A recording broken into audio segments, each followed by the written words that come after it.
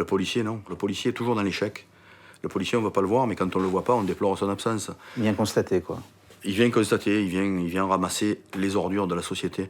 Visiblement, ce que vous avez le moins supporté, c'est évidemment les violences faites aux enfants et aux femmes. Absolument, oui. Vous racontez l'histoire de cette fille, jeune fille, saoulée. Elle avait, je crois, presque 5 grammes d'alcool dans le sang. C'est ça, oui.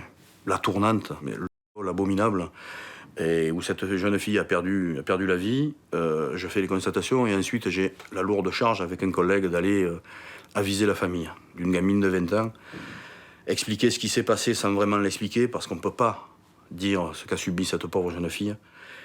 Et ça, évidemment, ça m'a marqué, me marquera toute ma vie. Ouais.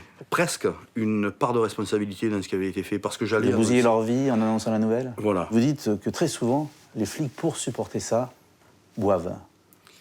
Moi, je peux affirmer aujourd'hui, de mon expérience, même si le chiffre n'est pas vérifiable, parce que personne ne donnera un tel chiffre, entre 7 et 8 fonctionnaires sur 10 aujourd'hui, tout grade confondu, fonctionnent avec des substances, qu'elles soient légales ou pas, que ce soit au minimum un produit pour calmer un ulcère d'estomac, ou des somnifères, ou des antidépresseurs comme j'ai pris moi-même, L'alcool ou de l'alcool, ou autre chose. Autre chose, c'est-à-dire de la des substances, ouais.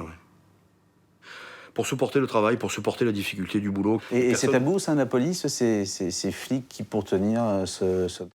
Évidemment, c'est tabou. Ce qui est surtout tabou dans la police, c'est de reconnaître ses faiblesses.